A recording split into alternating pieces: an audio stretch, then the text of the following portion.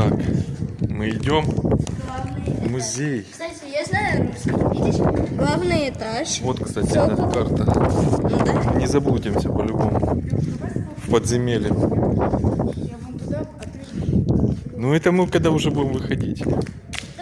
Пошлите в подземелье пойдем. Там пытки. Мне интересно все эти дела увидеть. Что тут у нас? О, вот смотрите. Страшный скелет пирата какого-то, видишь? Книжку читал Это настоящий? и заснул. Это настоящий? Ну, конечно, все настоящее, вот, видишь? О, тут можно посмотреть фильм. 18. sajandil avastas Kuressaare linnust uurinud mereinsener hoonest kinni Если бы еще на эстонском я понимал. kus saladusi kaamera avati, leiti keset keldriruumi asetsev massiivne laud, mille taga istus nahaga polsterdatud tugitoolis mees.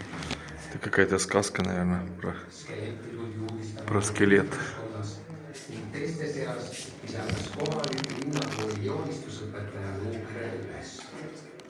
Ta oli sellega vaevalt valmis jõudnud, kui jäänused kuulutuses tükkidel aga kes ta oli ja kuidas ta sinna sai?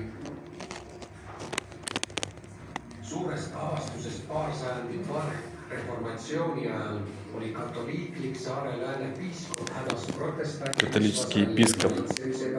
ja kaebas oma muret Rooma paavstile. Viimane saatis inkvisiitorina koha peale Inkvisiitor. korralooma Hispaania päritoluga rüütli.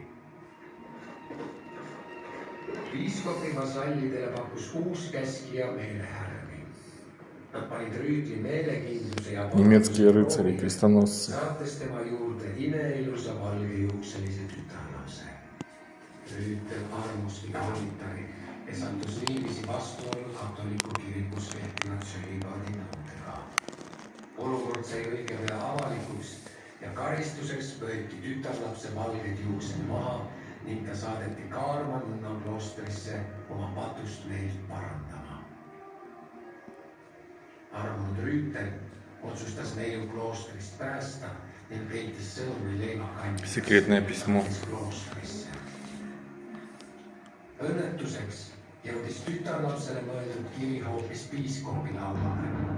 Епископ получил Püha rüütel on lõpp неприятное сообщение. ja karistuseks nööriti ta elusalt Его замуровали, принца, видишь? И он умер.